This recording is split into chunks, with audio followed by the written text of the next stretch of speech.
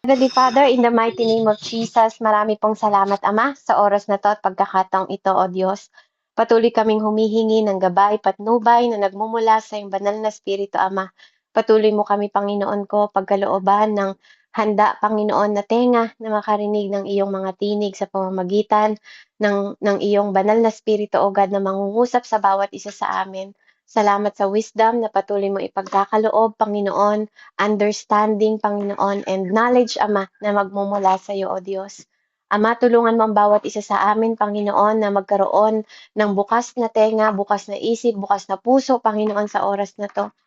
Patuloy mo kaming pagkalooban ng humble heart, Panginoon, in Jesus' name. Ama, anuman po ang bagay na masambit ng aking mga labi, Panginoon, ay ayon lamang, Panginoon, sa iyong kalooban, Ama. Lord, patuloy kang mangusap, mag-minister ka po sa bawat isa sa amin at pagharian mo ang aming mga buhay sa oras na to, Ama. Lord, we acknowledge you, we acknowledge your power, we acknowledge your word, Father God, sa oras na to. At Lord, hayaan mong ikaw, Panginoon, ang maitaas at ibaba mo lang ako, Panginoon.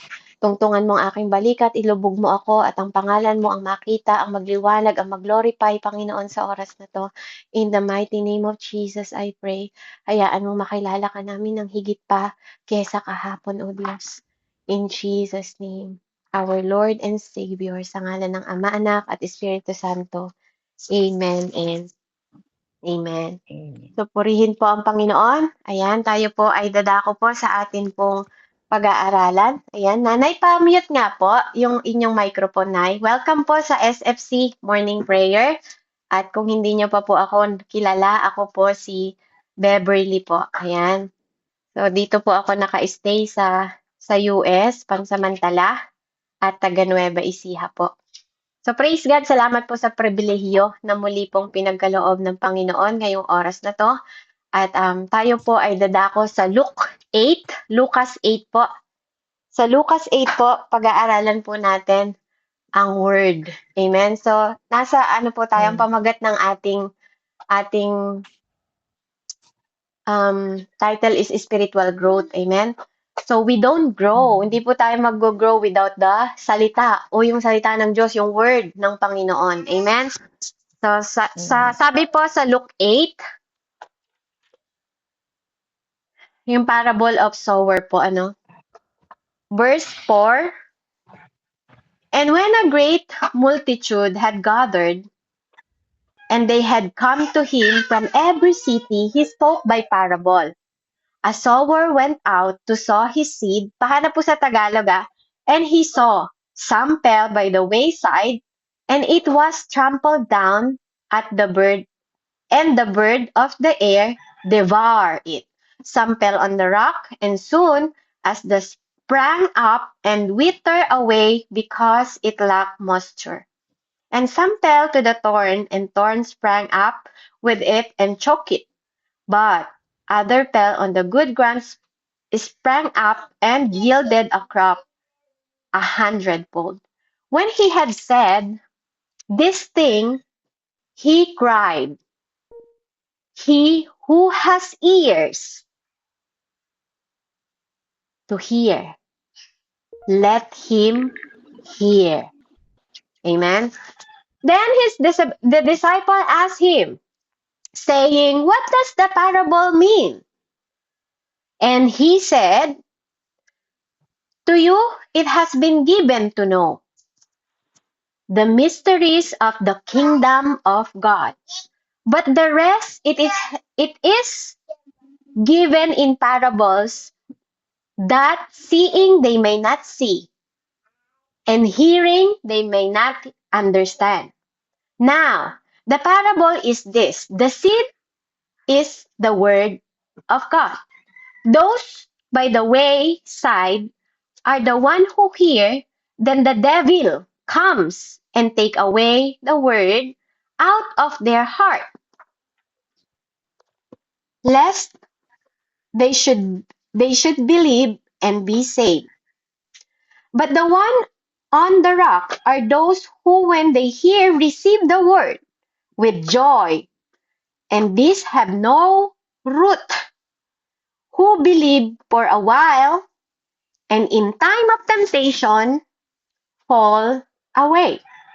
Now, the one that fell among the thorn are those who, when they have heard, go out and are choked with cares, riches, and pleasure of life, and bring no fruit to maturity. But the one that falls on the ground are those who, having heard the word with noble and good heart, keep it and bear fruit with patience. With patience. Ayan. Sino pong magbabasa na may katarungan sa Tagalog po? Luke 8. Amen. Sabi ko po may katarungan. Amen. Praise Hanggang God. 15 po. Yan. Hanggang 15. Yan. So, Luke 8, chapter 8, verse 4 to 18. Yan. Nagdatingan ang mga tao mula sa iba't ibang bayan at sila'y lumapit kay Jesus. Isinalaysay ni Jesus ang talinghagang ito. Isang magsasaka ang pumunta sa bukid upang maghasik. Sa kanyang paghahasik, may binhing nalaglag sa daan. Natapakan ng mga tao at tinuka ng mga ibon. May binhi namang nalaglag sa batuhan at tumubo, ngunit agad na natuyo dahil sa kakulangan sa tubig. Lubat na ako. May nalaglag naman sa may damuhang matinik at nang lumago ang mga damo, sinakal nito ang mga binhing tumubo roon. Verse 8, mayroon namang binhing nalaglag sa matabang lupa. Ito'y sumibol, lumago at nabunga ng tig-100. At pagkatapos ay sinabi niya ng malakas, makinig ang may pandinig. Amen. Verse 9, itinanong ng mga alagad kung ano ang kahulugan ng talinghagang ito. Sumagot si Jesus, ipinagkaloob sa inyo na maunawaan ang mga hiwaga tungkol sa kaharian ng Diyos, ngunit sa iba'y sa pamamagitan ng talinghaga, nang sa gayoy, tumingin naman sila hindi sila makakakita. At makinig man sila hindi sila makakaunawa. Verse 11, ito ang kahulugan ng talinghaga. Ang binhi ay ang salita ng Diyos.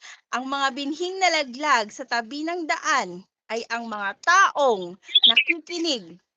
Dumating ang dyablo at inalis nito ang salita mula sa puso ng mga nakikinig upang hindi sila manalig at maligtas. Verse 13, ang mga nalaglag naman sa batuhan ay ang mga nakarinig ng salita at tumanggap nito ng may kagalakan, ngunit hindi ito nag-ugat sa kanilang puso. Sandali lamang silang naniwala, kaya't pagdating ng pagsubok, sila'y tumitiwalag. Verse 14, ang mga nahasik naman sa may matitinik na damuhan ay mga nakinig sa salita ng Diyos.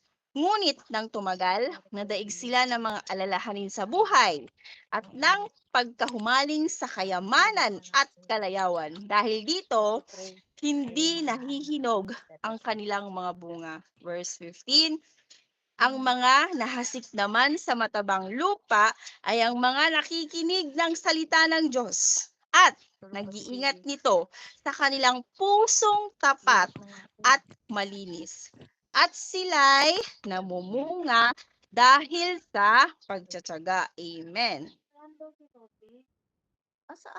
Amen. Praise the Lord. Ayan, nanay, pamute nga po ng microphone na. Yung mic po. Kailan? Baka nandun sa likod. Wala. Ayan. Nay, dinig niyo po kami, Nay. Pamute nga po ng microphone mo, Nay. Yung mic po, i-mute niyo lang po. Para po hindi naririnig namin kung nasan yung hinahanap ng apo niyo, Nay.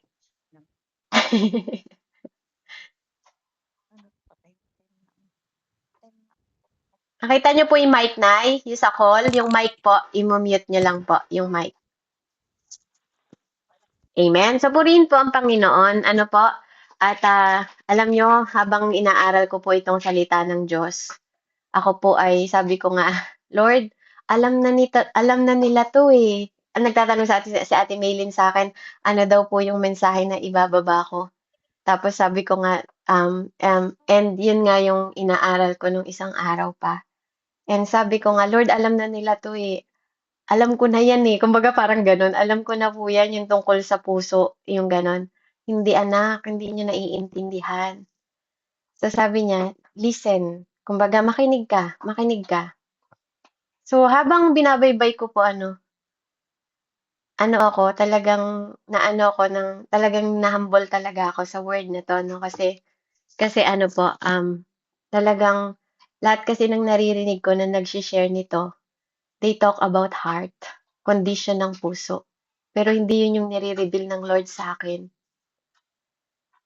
So, parang doon I ask forgiveness din sa Panginoon kasi sometimes we are like this. Ito tayo. Amen. So, I praise God kasi patuloy tayong tinuturuan, ay tayo, praise the Lord, hallelujah, yan, Jesus, yan. Yung anak mo na bumabagsak, nalalaglag sa tabi, ayan, praise the Lord, okay, hallelujah, Lord, yan, salamat po, Whew, Jesus Christ, thank you, Jesus, ayan, so yun po, na dito makikita natin na, dito sa apat na na 'to 'no, naisip ko nga na nilagay sa'kin ng Lord yung mind na para akong nanonood ng pelikula. Alam niyo habang ini-imagine ko 'no, kasi sa lugar namin, we are magsasaka. 'Di ba, mama ko magsasaka. 'Pag nagtatanim siya, talagang hinahanda po yung lupa. Hindi ka basta magtatanim. Amen? Pine-prepare, dinaararo, 'di ba, gano'n. So, dito po sa message na 'to, naisip ko 'no, anong klase kayang magsasaka ito? 'Di ba? Kasi talinghaga siya, 'di ba? So, ano kayang klaseng magsasaka ito na na kinukuwento, 'di ba? Yung inaano ng Panginoon sa kwentong ito. Sandali lang po, idadala ko lang sa daddy niya.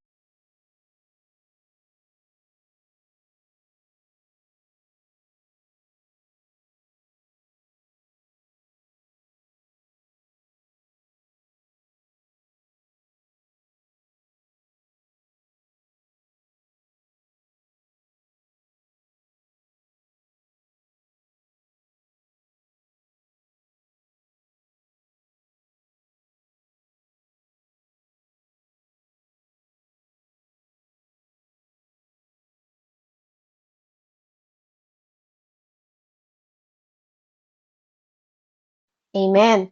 So, dito po makikita natin na sabi ko nga, oo nga po Lord 'no, 'di nag-aano ako habang nagbubulay ako, nag-i-imagine ako sa mind ko na ano kayang klaseng magsasaka ito? Kasi bakit siya nagtanim sa daan? Bakit siya nagtanim sa damuhan na may tinik, 'di ba? Bakit dun siya naghasik, 'di ba? Bakit siya dun naglagay ng mga buto, 'di ba? Kasi magsasaka ka, eh, may isang magsasaka, sabi niya, 'di ba, sa talinghaga.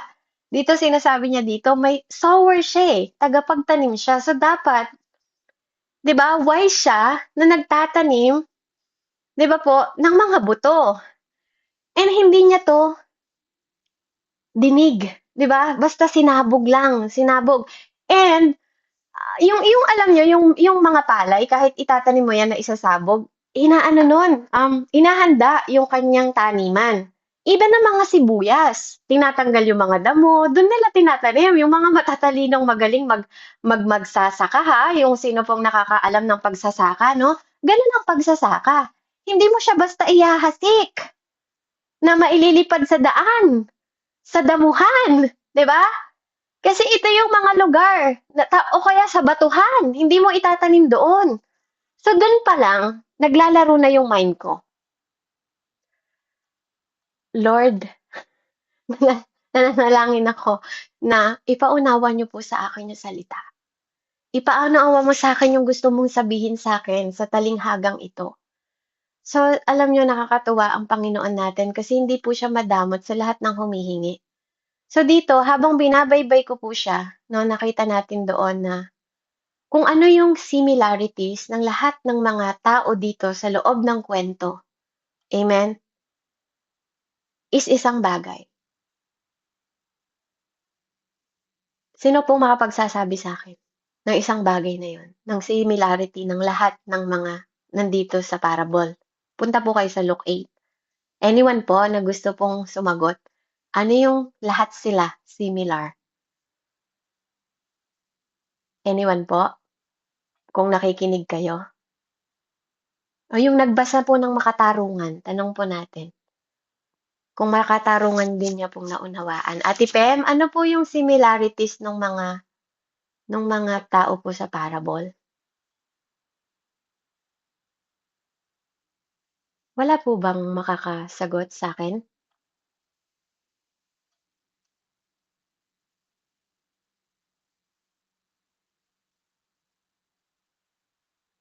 Anyone po? Lahat sila nagtanim, ate. Sino po to? Sino po yung sumagot? Si Ate Ako po si Jolly. Abby. Si Ate Jolly. Ayan. Lahat sila nag-ano po? Lahat sila nagtanim. Iisa lang po yung nagtanim. Yung Lahat magsasaka. po sila nakatanggap. Opo. Amen. Lahat sila nakatanggap. Lahat sila nakarinig. Amen po. Amen. Lahat sila nakarinig. Wala kahit isa sa kanila ang hindi nakarinig ng salita. And dinescribe ni God, yung buto is salita. Amen? Yung buto ay salita ng Diyos.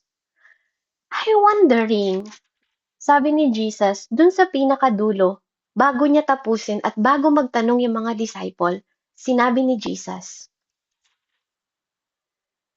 when he had said, sabi niya,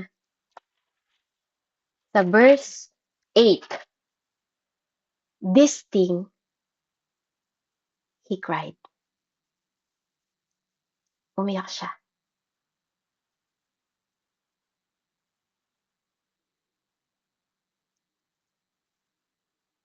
Umiyak si God. Kasi siya yung nagkukwento ng parable. He cried. Tapos, habang sinabi niya yung word na,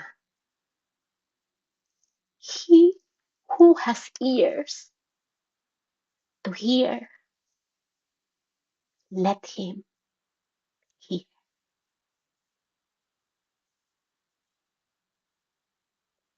Tapos nun, nagtanong yung mga disciple, what does the parable mean? Anong ibig sabihin mo? Anong ibig sabihin ng parabola na yan? Then, nagsalita ulit si God. Sumagot siya. Sabi niya, sa'yo, sa inyo, sabi niya, it has been given to know para malaman ninyo the mystery. So, ibig sabihin, hindi lahat ng mystery pinapaalam ng Panginoon. Amen?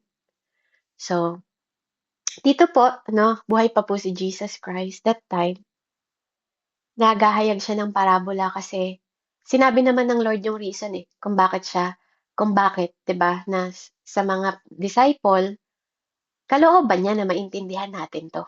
Kalooban niya na maintindihan natin yung salita, pero yung iba, hindi pa panahon noon para maintindihan nila. Kasi kailangan pang ipako ni Jesus Christ that time. Amen? So talagang sinasadya niya na magkwento ng parable kasi kung mauunawaan na agad nila yung salita ng Panginoong Diyos, tatanggapin na agad nila si Jesus pero hindi pa nagagawa ni Jesus yung purpose niya. Amen? So may reason si God kung bakit naghahayag siya ng parable noon. Pero syempre dahil sa kasalukuyan siya na nasa mission that time, 'di ba? Parang pinaunawa na sa akin ni Lord na siya yung magsasaka.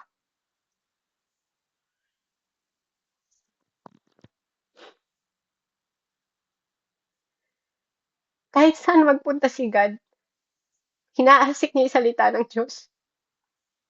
Hindi niya pinipili lugar. Kahit batuhan, disyerto, 'di ba? So parang ganun yung pinapaunawa sa atin ng Panginoon. It's not about your heart. Hindi ito tungkol sa puso mo.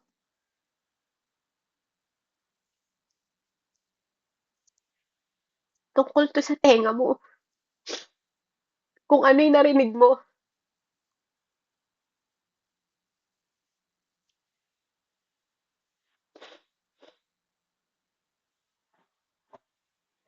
Kaya sabi ng Lord, makinig ang may pakinig. Pwedeng lahat kayo ngayon naririnig niyo yung mensahe ng Diyos. O narinig niyo na yung mensahe ng Diyos. Pero magkakaiba tayo ng pagtatanim. Magkakaiba tayo kung paano natin na-receive yung salita ng Diyos. And it's not about your heart. It's about how you hear the word. Paano mo bang naririnig yung tinig ng Diyos? Kapag ba nasa sitwasyon ka na ng trouble, nakakalimutan mo na? Kapag nasa sitwasyon ka na ba ng mga problema, nakalimutan mo na? Kapag ba nasa sitwasyon ka ng wilderness mo, nakakalimutan mo na? O kapag naririnig mo yon dahil in lang sa sitwasyon mo, inaalay mo sa sitwasyon mo yung word of God, kaya ka nagiging okay. At pagkatapos, wala na. Sabi ni God sa salita niya, walang salita ng Diyos na babalik sa Kanya. And Lord,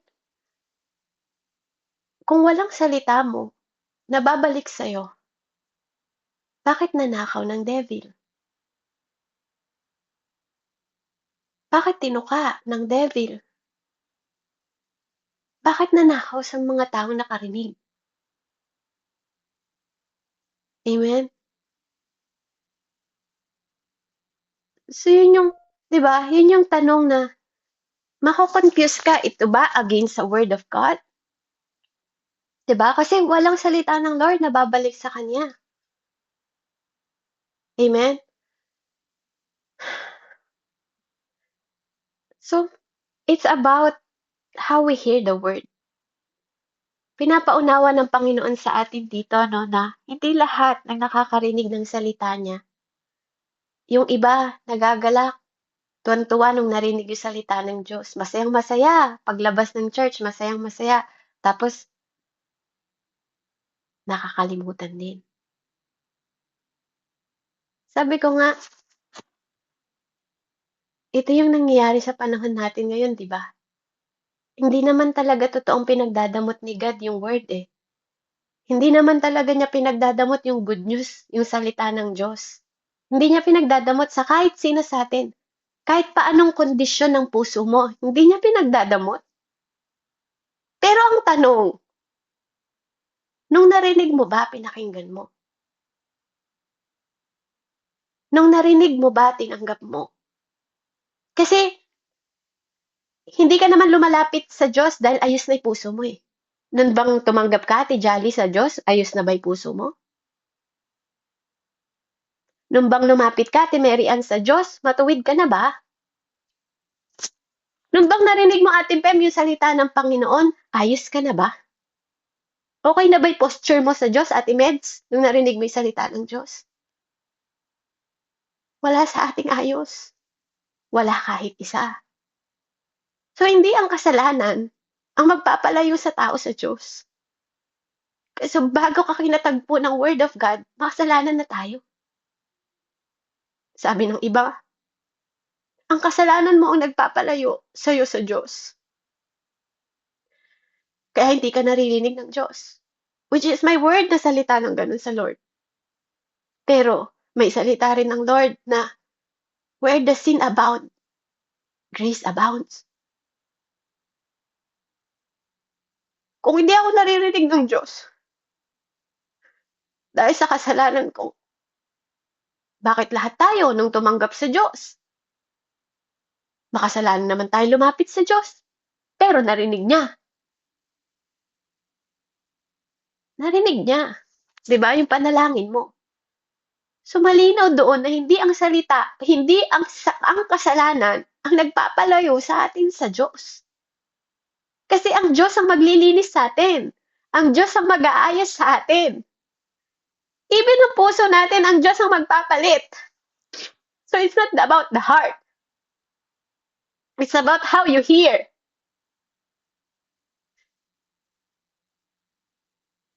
Kaya kahit saan ka padalin, kahit saan sitwasyon ka padalin ng Diyos, pag tama yung tenga mong nakarinig, magiging tama yung puso mo. Kasi tumitigas lang ang puso ng isang tao. Depende sa narinig mo. Bakit ka nakakaramdam ng galit? Kasi sa narinig mo. Hindi ka pwedeng magkaroon ng emosyon kung wala ka narinig. Hindi mapapalitan yung puso mo kung wala ka narinig. So, hindi ito ang problema. Ito, depende kung paano mo pinapasok yung salita.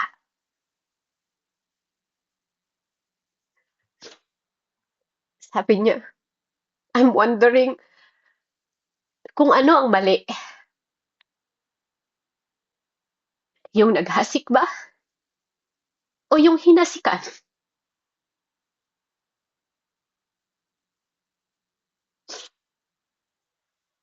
Kayo po, mali ba yung sower?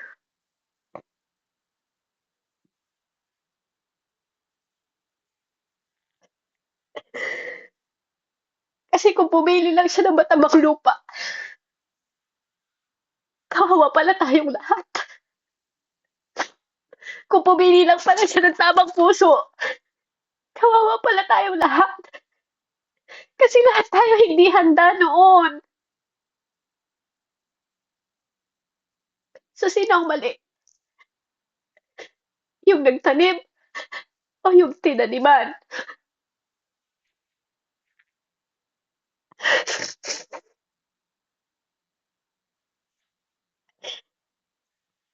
It's about how you hear the word and how you hear the Lord. Kasi who receive the word will receive Him. Kung sino ang tumatanggap sa Kanya, sa salita niya, tumatanggap sa Diyos. At magbebenepisyo. Sabi niya doon sa Psalm 103. Babasa nga po, Psalm 103, verse 1 and 2. Sa Tagalog po, bless the Lord, O my soul, sabi niya doon. Babasa nga po, Psalm 103 po, 1 and 2.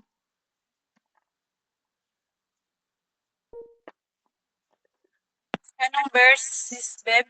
1 and 2 po. Sinasabi, si Yahweh ay papurihan o aking kaluluwa, at lahat ng nasa akin magsipagpuri sa Kanya. Purihin mo sa tuwina ang banal na ngalan niya.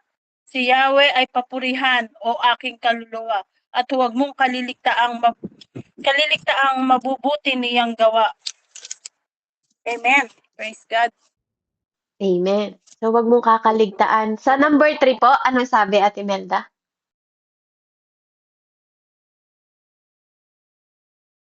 Number 3, ang lahat kong kasalanay siya ang nagpapatawad, at anumang aking sakit ginagamot niyang lahat. Amen. Amen. So, ang Panginoon po, ang lahat ng kasalanan at lahat ng sakit ginagamot niya. So, pag binasa niyo po yung buong 103, di ba? Ano po, sabi niya dito sa English, bless the Lord, O my soul, and all that is within, bless His holy name. Bless the Lord, O my soul, and forget not all His benefits, who forgives all your iniquities, who heals all your diseases, who redeem your life from destruction, who crown you with loving kindness and tender mercies. That's the word of God po, ano? Purihin ng Panginoon. So, dito po makikita natin na kapag tinanggap natin yung Word of God at maitanim siya sa atin, manuot siya sa soul natin. Kailan mo huling pinanalangin yung kaluluwa mo, kapatid? Kailan mo huling pinanalangin yung kaluluwa mo?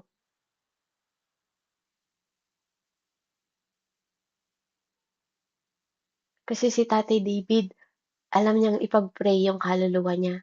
Kasi alam niya, 'di ba? Kasi kailangan natin pinagpe-pray yung kaluluwa natin, hindi lang puro breakthrough, hindi lang puro pagaling sa sakit, hindi lang puro financial provision, mga kapatid. We have to pray for our soul.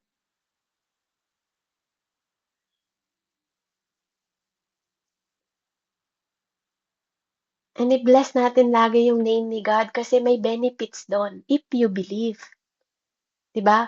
Kung naniniwala ka sa word ni God, na tatanggap tayo ng kagalingan, tatanggap tayo, hindi lang yun basta word.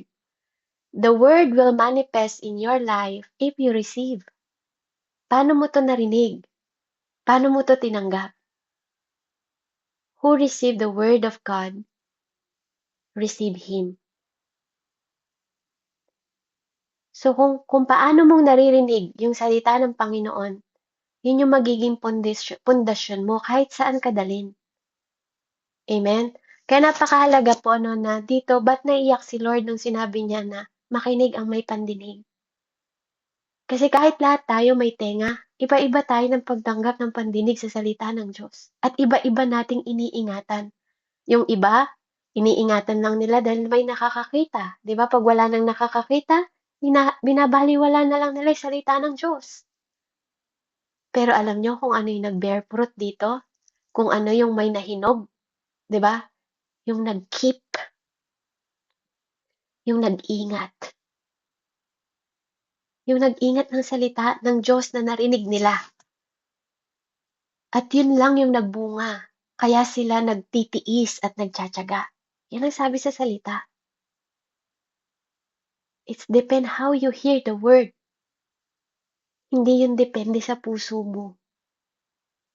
Kasi nagiging depende lang yun, depende sa narinig mo. Kasi kung anong narinig mo, yun yung papasok dito sa puso mo at magmamanifest sa mind mo. 'Di ba? Kapag narinig mo yung mga negatibo, 'di ba nagiging negatibo din tong thought mo. Pero paano mo nga ba pag ni-receive mo, nagagaling ka, 'di ba? Tingnan mo, ang iba yung pasok ng salita ng Diyos. Iba yung power ng salita ng Diyos. Pag sinabi na Lord, lay hands to the sick, 'di ba? Heal them in the name of Jesus. Bakit hindi mo magawa? Bakit hindi natin magawa? Kasi may fear, 'di ba? May takot tayo na hindi mangyari. Kasi may doubt tayo. At yun yung ibang puso, yun yung ibang taong tumanggap. Kasi nag-alinlangan sila. Amen? Kaya napakahalaga po on how you receive the Word of God kasi yun yung magmamanifest sa buhay natin at dun tayo nababago. Ang salita ng Diyos ang nagbabago sa puso ng tao. Ang salita ng Diyos ang nagbabago sa atin. Kung paano mong narinig ang salita ng Diyos. Kaya nga ang nakakarinig lang ng salita ng Diyos na nababago yung tunay na tumanggap at nag-keep nito at nag-ingat. Kaya nga sabi sa Psalm, 'di ba? 100 ano nga 'yun? Yung I will keep your word in my heart, sabi niya. So I will not sin unto you. 'Di ba? Ikikintal ko yung salita mo sa puso ko upang sa'yo ay hindi ako magkasala. Itinatago. Hindi yung kinakabisa lang. Hindi yung nagdadasal ka lang ng puro scripture pero hindi mo naman tinatago. Hindi mo naman kinikip yung napakinggan mo at hindi mo inaalagaan. Amen? Kaya napakahalaga po na isa ito sa spiritual growth natin, how you hear the word. How you listen. Not just how you hear, but how you listen. Kasi lahat ito nakarinig. Wala kahit isa sa kanila ang hindi nakarinig. Pero it's about how they receive the word. Kaya ganun na lang pala kabigat kay Jesus nung sinabi niya at bakit siya naiyak na makinig ang may pakinig. It's not how you look. It's about how you see the heart. Kaya nga iba yung pagtingin natin sa seeing natin eh. 'Di ba? Iba yung spiritual.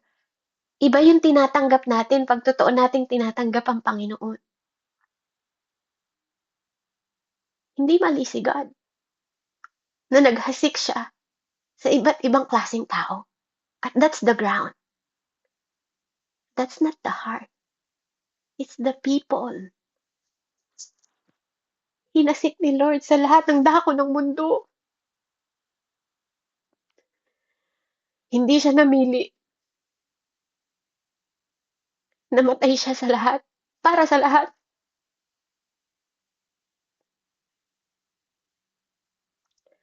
Kaya hindi tayo lalapit sa Lord dahil okay na yung puso natin.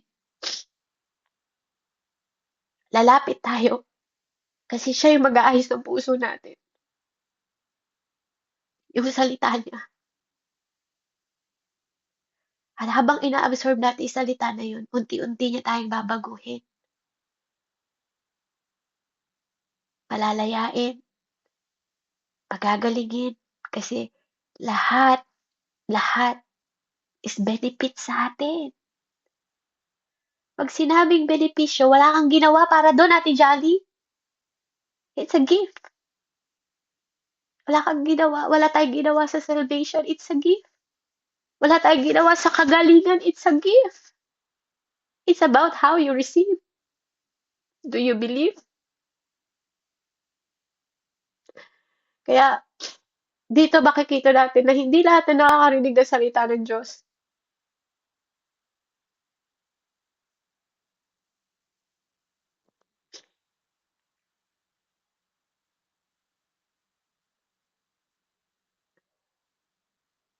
may puso na nag-iingat sa salita niya.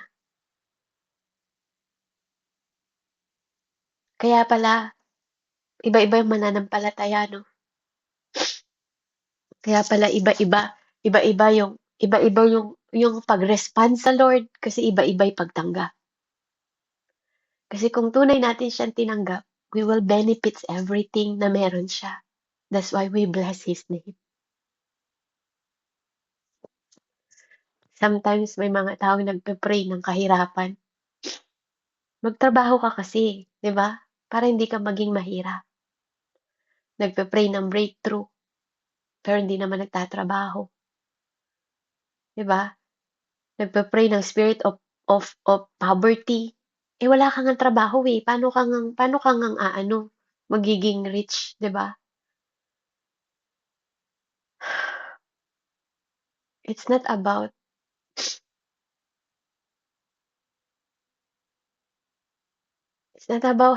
how tayo nagsasalita sa Diyos eh. It's about paano mo ba tinatanggap yung mga pangako at sinabi niya.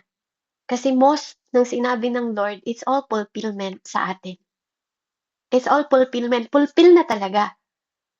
'Di ba? Ano bang pangako ng Diyos na hindi niya pa tinupad? Aantayin mo ba na gusto bang makita na mamatay ka pa, then tsaka ka lang maniniwala na totoo pala yung salvation? 'Di ba? No, it's not. It's about how you believe, how you walk now. Paano kang nagwo-walk sa Lord ngayon, 'di ba? And sometimes, ang problema sa atin, pinangahawakan natin salvation, pero hindi natin pinangahawakan yung healing. Parang sa ganong banda, sa room ng healing, hindi siya Diyos sa'yo. Pero sa room ng salvation, Diyos siya sa'yo. Amen? How you really receive the word is how you live. Kaya makikita yun sa buhay mo. Kaya sabi niya dun sa pinakadulo, it bear fruits 100-fold. 'Di ba? Kaya namumunga yung mga tao na tunay na tumanggap sa salita ng Panginoong Diyos. Amen? At nag-keep nito. Kaya sabi niya ganun dito, kaya Having heard the word with a noble and good heart. Di ba po? Hindi lang good heart. Yung nagkikip ng salita niya at yung honest heart na tumatanggap. Hindi lang malinis. Kailangan din natin ng tapat na puso sa harap ng Diyos, sabi sa Tagalog. Tapat na puso. Hindi lang malinis. Hindi lang purity ang kailangan ng Lord. Kasi yung mga virgin na parable ng virgin, lahat sila malinis. But they're not prepared. Amen? So, hindi lang purity ang kailangan ng Lord. Kailangan niya rin ng katapatan ng puso. Amen? Hindi lang din katapatan ng puso. Gusto ng Diyos, maranasan natin yung puso niya. Mapalitan yung puso natin ng bagong puso na nagmumula sa Kanya. Amen? Kaya tayo nagiging patient. Kaya tayo lumalakad na parang si Christ. Kasi the way na we receive the word ng mga tenga natin, kasi narinig natin, pinakinggan natin. Hindi lang natin basta narinig, pinakinggan. Kaya nga po, hearing is different to listening. Pwedeng narinig mo lang na may tugtog sa kapitbahay mo, pero hindi mo totoong alam kung ano yung tumutugtog kasi hindi mo naman talaga pinapakinggan. Ganon din yung word of God. Hindi porke may nagsasalita sa harap ninyo, totoong nililisten mo siya. Kaya depende yun sa pandinig natin. Amen? Purihin po ang Panginoong Diyos. Simple lang, maikli lang po, pero I hope and I pray na tumimo to sa puso natin.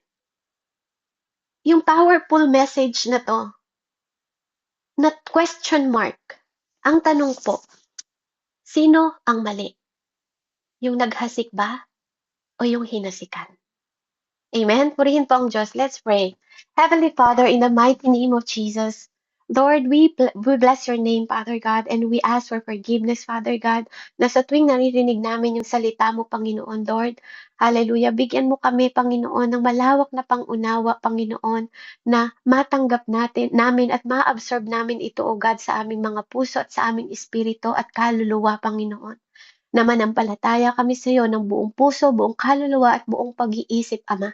Na Lord, makita namin, Panginoon, ang kahalagahan at value ng salita na aming naririnig sa bawat oras at bawat araw, Ama. Lord, patuloy mo kaming tulungan, turuan, patnubayan, gabayan, i-rebuke, i-disiplina, Panginoon, sa bawat salita mo, Panginoon, na aming naririnig sa bawat araw, Ama, na hindi lang parang tinatalikuran namin sa panahon na kami dumadaan sa mga pagsubok, O Diyos. Lord, pagarian mo ang aming mga buhay, pagarian mo ang aming kaluluwa, ang aming espiritu, at ang aming katawan, O Diyos. Lord, patuloy kaming lumakad, Panginoon, ng may kabanalan, Ama, sa tulong at gabay ng iyong banal na Espiritu, O Diyos, sa pangalan ni Jesus. Lord, I pray sa lahat na aking mga kapatid, Panginoon, na nanuot, Panginoon, sa kanilang isip, puso, at kaluluwa, Espiritu, Panginoon, ang mensahe mo sa oras na to. Maghari ka, O Diyos, sa pangalan ni Jesus. Amen and amen. Praise God. Purihin po ang Diyos and glory be to God. Isang mapagpalang araw po sa bawat isa. Salamat po and God bless po. Back to you, Ate Pe. Thank you po. Glory to God.